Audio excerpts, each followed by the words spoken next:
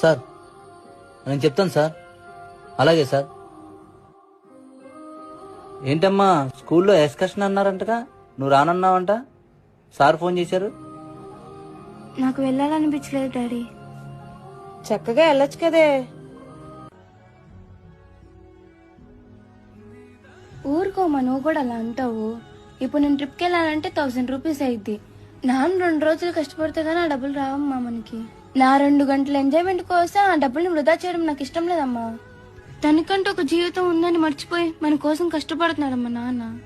మనమే అర్థం చేసుకోపోతే ఎలా అమ్మా? మదిలో ఎంతో దిగులే ఉన్నా నవ్వుతూ